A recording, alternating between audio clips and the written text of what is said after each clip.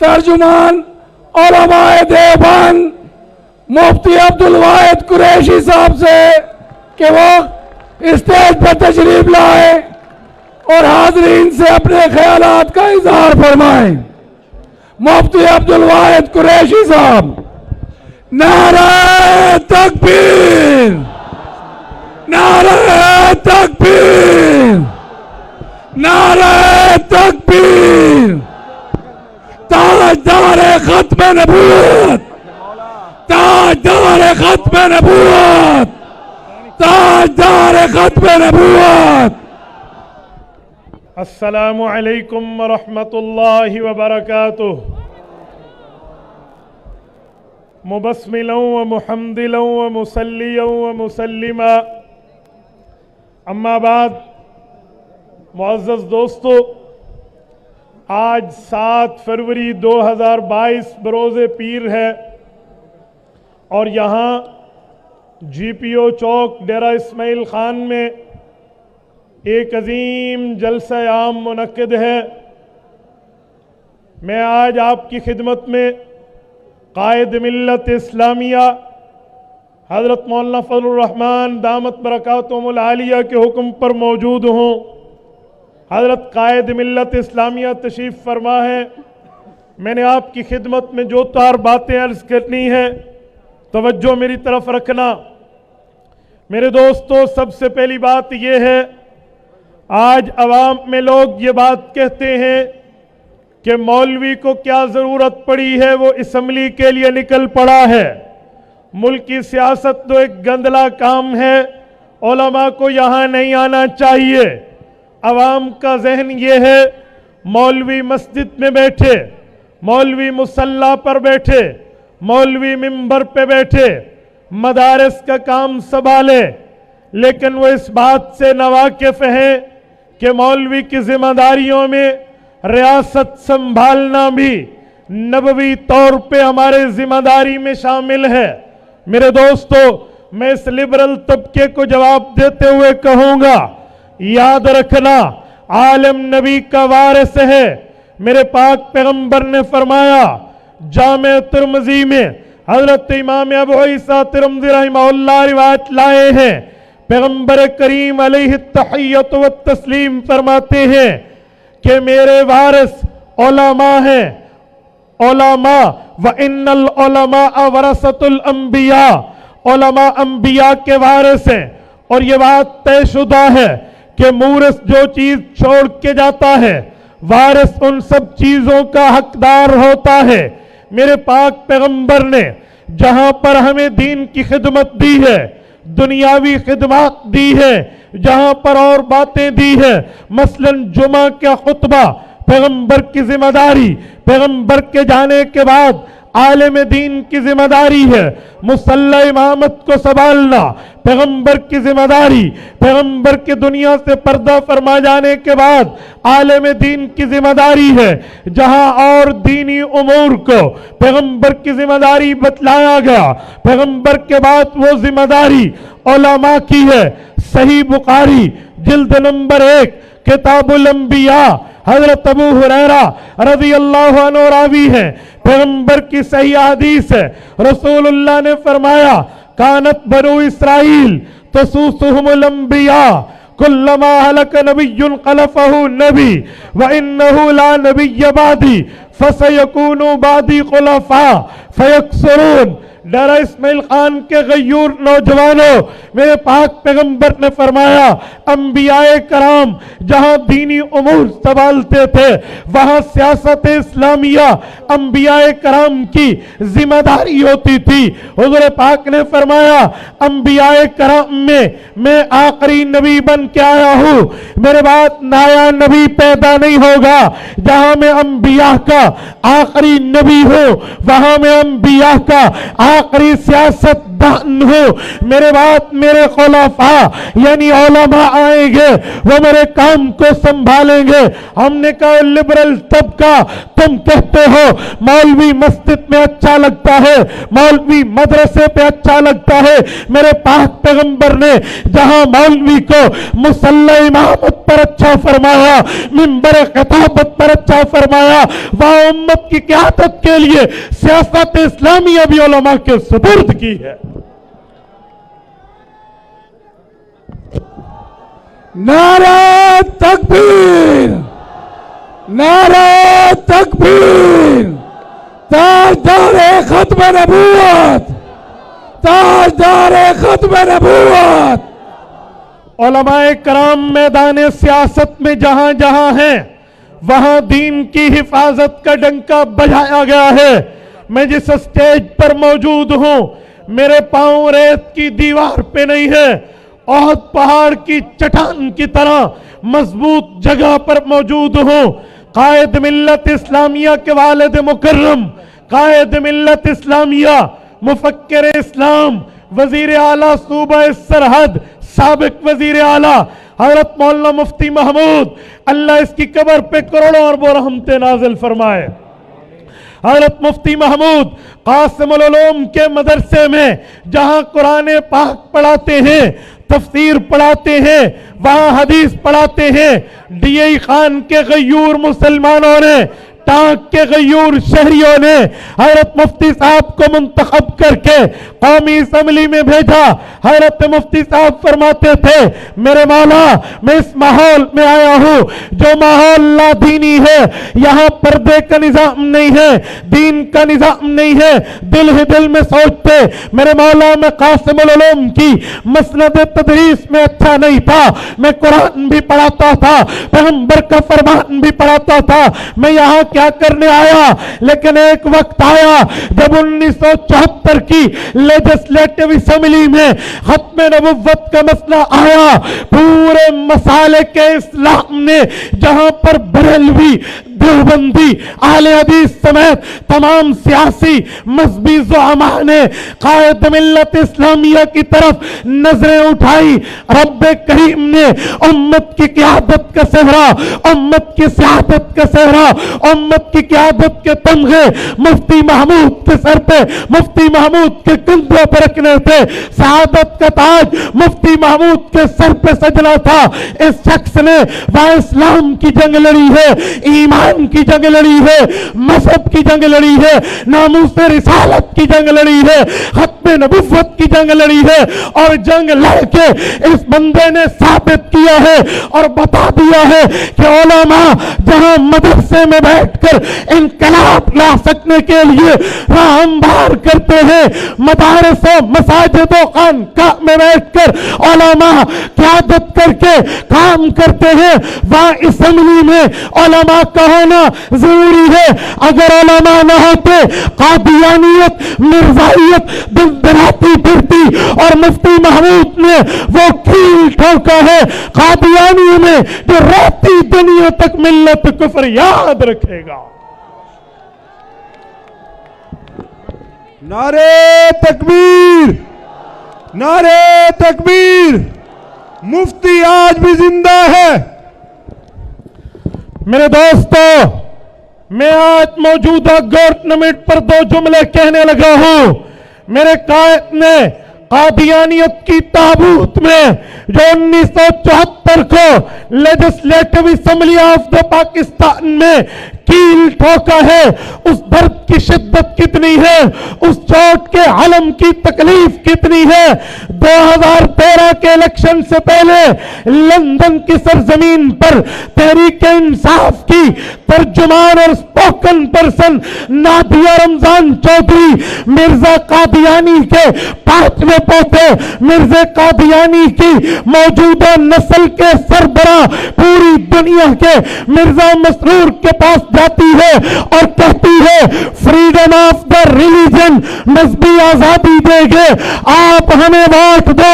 مرزا مسرور اس بات کا انکشاف کرتا ہے, کہتا ہے نادیہ تو یہاں کی تحریک انصاف کی ایک خاتون ہے, جب پی ٹی آئی بنی تھی. مرزا کہتا ہے میں پاکستان میں تھا, اس وقت کے چیئرمین تمہارے عمران خان نے مجھ سے ووٹ مانگا, مجھ سے سپورٹ مانگا اور مجھ سے پرامس کیا ہمیں ووٹ دو, تحریک انصاف کو, پی ٹی آئی کو گورنمنٹ دلاؤ, ہمیں ووٹ دو, ہم اسمبلی میں تمہارے حق تمہیں دیں گے. جمعیت کا مقصد, جمعیت کا پیغام, خدا کی زمین پہ خدا تکبیر. میں پوچھ سکتا ہوں پاکستان کے کانسٹیٹیوشن نے, آئین نے وہ کون سا حق ہے جو قادیانیوں کو نہیں دیا؟ وہ خود کو مینارٹی مانے, نان مسلم مانے, تمام حقوق ملیں گے, لیکن تم ان کو کون سا حق دلانے کی یاریوں کی باتیں کرتے ہو؟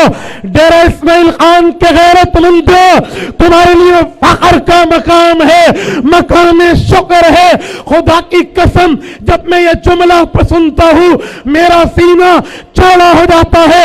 مفتی محمود کی چوٹ کو 7 سمندر دور بیٹھا وہ کافر اعظم قادیانیوں کا سربراہ مرزے کا 5واں پوتا کہتا ہے, قائد ملت اسلامیہ مولانا فضل الرحمان کی طرف اشارہ کر کے کہتا ہے, اور عمران خان جب تک یہ پگڑی والا موجود ہے تو لاکھ کوشش کر لے کامیاب نہیں ہوگا.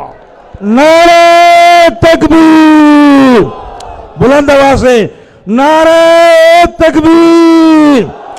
قائد جمعیت حضرت مولانا فضل الرحمان کل بھی مفتی زندہ تھا, کل بھی مفتی زندہ تھا, کل بھی دشمن بھاگا تھا, کل بھی قادیانی بھاگا تھا. نعرہ تکبیر. مجھے امام ابن تیمیہ الحرانی رحمہ اللہ کا ایک قول یاد آیا ہے منہاج السنہ میں. وقت کا مدبر عالم دین امام ابن تیمیہ الحرانی لکھتے ہیں, مجھ سے کسی نے پوچھا اہل حق کون ہے, اہل باطل کون ہے, پیغمبر کا وارث کون ہے, پیغمبر کا دشمن کون ہے؟ امام ابن تیمیہ بتا میں حق کو کیسے تلاش کروں؟ امام ابن تیمیہ نے لکھا بڑا آسان ہے, اہل باطل کو دیکھو, اہل کفر کو دیکھو, دشمن خدا کو دیکھو, دشمن مصطفیٰ کو دیکھو.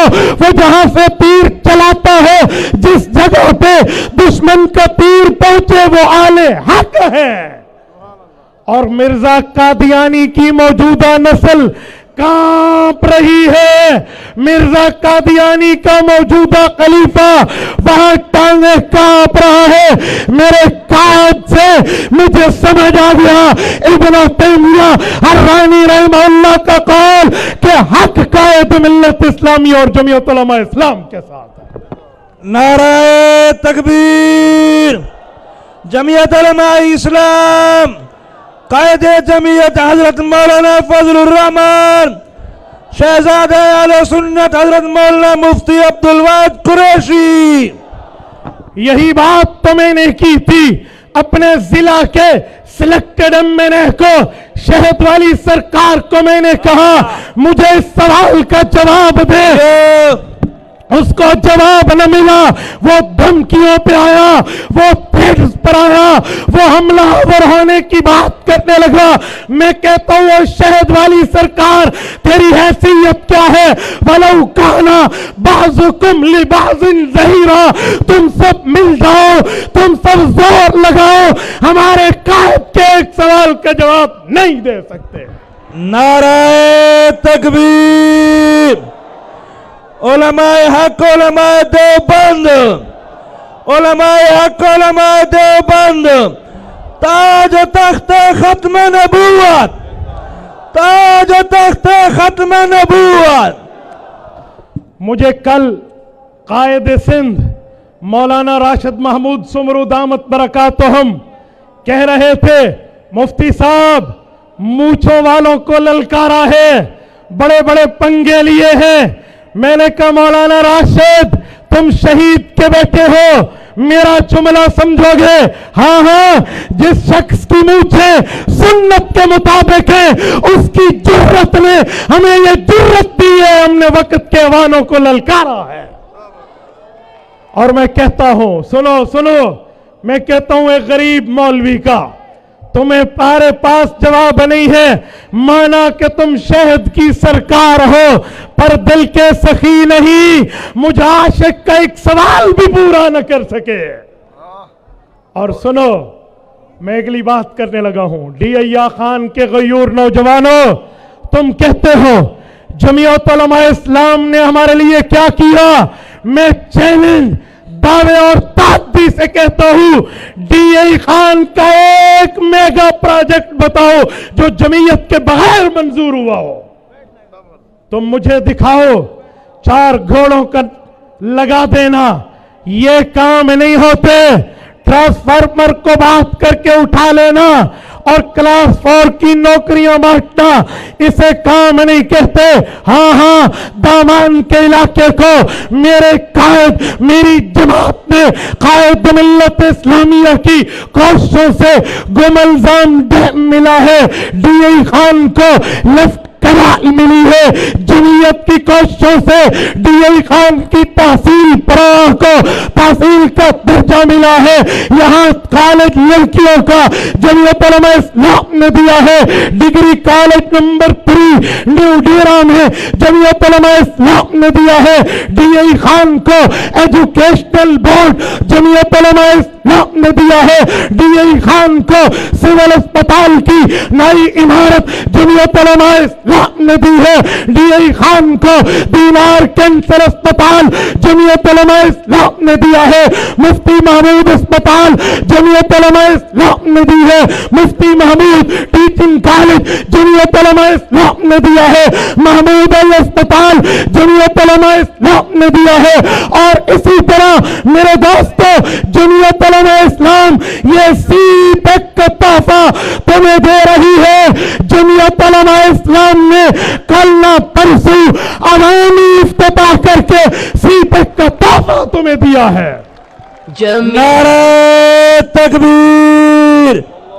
जमीयत उलमा इस्लाम कायदे जमीयत हजरत मौलाना फजलुर रहमान, पाक चाइना दोस्ती, बुलंद आवाज से, पाक चाइना दोस्ती और मौजूदा जरी यूनिवर्सिटी का क़याम मेरे कायद की मेहनतों के मरहून मिन्नत है। सुनो, आज मौलाना के दिए हुए एजुकेशनल बोर्ड से इस मूछों वाली सरकार की पूरी फैमिली मैट्रिक और इंटरमीडिएट पास करके बोलती भी मेरी कायद पर है। डूब मरना चाहिए चुल्लू भर पानी लेकर, चुल्लू बड़ा ज्यादा, ये नेस्ले की बोतल के ढक्कन को लेकर तुम्हें डूब मरना चाहिए। और सुनो, झूठ बोलते तुम्हें शर्म नहीं आती? मेरे मुकाबले में तुम धमकियां तो ला सकते हो, धौंस तो ला सकते हो, लेकिन दलाल की दुनिया में मुकाबला नहीं कर सकते। एजेंसियों से धमकी दिलाने वालों, इंतजामिया को अपनी बात समझ के रोब दाब दिलाने वालों, हमारे कायद ने कहा है हमने तुम्हारे आकाओं के रोबो दबदबे की जबान को कबूल नहीं किया तो तुम क्या चीज हो? और सुन, शहद वाली सरकार, तेरी अहलिया और हमारी भाभी जिस गैस पर पता नहीं तुम्हें नाश्ता पका के देती है, वो गैस भी मेरे कायद की मरहून मिन्नत है। माशा। नारे तकबीर। कायदे जमीयत हजरत मौलाना फजलुर रहमान, कायदे जमीयत हजरत मौलाना फजलुर रहमान।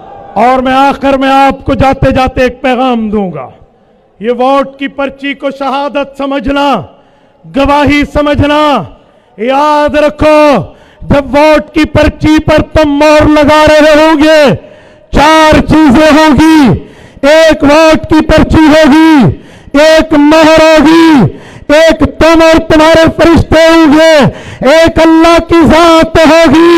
تم نے یہاں جس جگہ مہر لگایا تمہارے ہاتھوں میں یہ چیز نہ سمجھ آئے گی۔ سورت نمبر 36 سورت یاسین رکوع نمبر 4 پارہ نمبر 23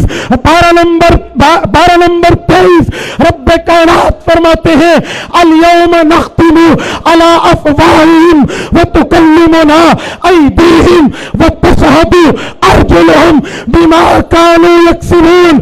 کہے لوگوں قیامت میں منہ پر موت لگا دی جائے گی، قیامت میں منہ بند کر دیا جائے گا، ہاتھ بولیں گے، پاؤں بولیں گے۔